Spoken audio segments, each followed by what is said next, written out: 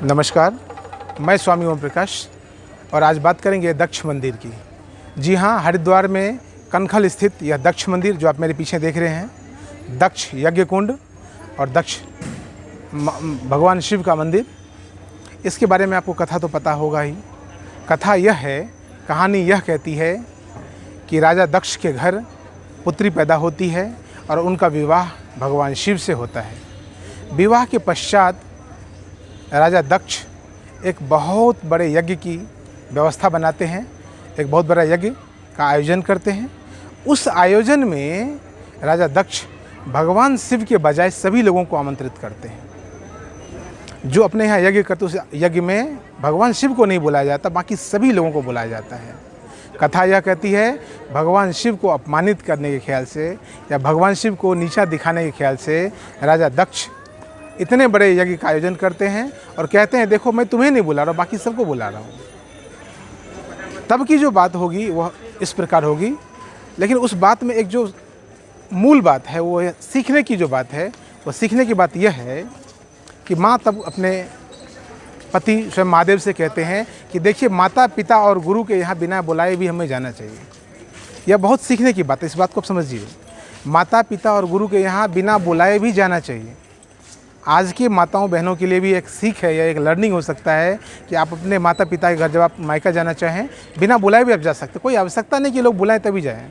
माता पिता का हमारे ऊपर जितना अधिकार होता है, हमारा भी कहीं ना कहीं हमारे माता पिता के ऊपर उतना ही अधिकार बनता है। तो माता पिता के प्रति इतने अधिकार भाव, इतने प्रेम भाव से होकर यह सीख ले सकते हैं कि माता पिता और गुरु के पास हम बिना बुलाए जा सकते हैं। और माता ने वही किया।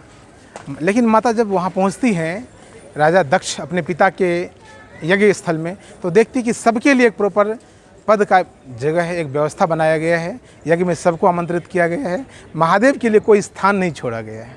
माता को यह बात बहुत तकलीफ पहुंचाती है कि मेरे पति स्वयं महादेव, आपने देवताओं को बुलाया है, लेकिन महादेव, देवों के देव महादेव को आपने नहीं बुलाया है। यह तो घोर अनर्थ है। माता को इस बात से बहुत पीड़ा पहुँचती है। यहाँ भी एक लर्निंग है, समझिए।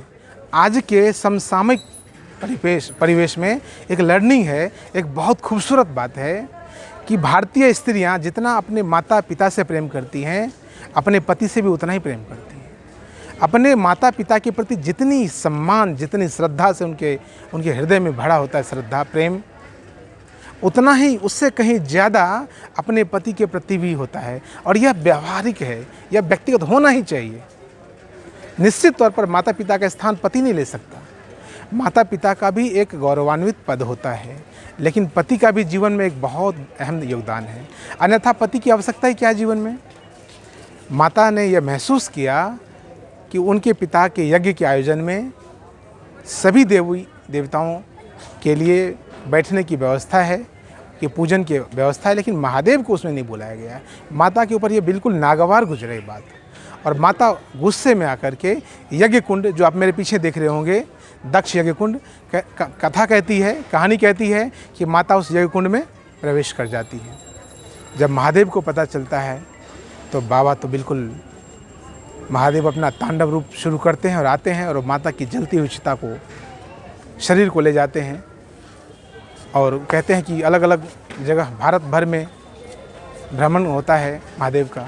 जहाँ जहाँ शरीर से जो अस्थियाँ जो गिरी, वहाँ शक्ति पुंज का निर्माण हो जाता है। वो शक्ति पुंज, वो शक्तिपीठ बन जाता है। लेकिन सबसे बड़ी बात क्या है? सबसे बड़ी बात सीखने की यह है कि माता पिता के साथ गुरु का भी जीवन में बहुत बड़ा योगदान है। माता पिता से प्रेम करें, लेकिन गुरु से भी उतना ही प्रेम करें। और माता पिता के साथ पति का भी जीवन में उतना ही बड़ा योगदान है। भारतीय महिला, भारतीय संस्कृति इस बात की ओर हमें इशारा करती है। आज की भारतीय नारियों को यह सीख लेना चाहिए कि माता पिता की बेइज्जती हो तो वह तो नहीं सुनना चाहिए, लेकिन यदि पति की बेइज्जती हो तो वह भी नहीं सुनना चाहिए। क्योंकि माता पिता का जीवन में अहम योगदान है, लेकिन पति के योगदान को भी आप डिनाई नहीं कर सकते, नज़रअंदाज नहीं कर सकते। जितना ही योगदान माता पिता का है, निश्चित तौर पर उतना ही योगदान पति का है। अन्यथा आवश्यकता क्या है पति? इस वीडियो में इतना ही।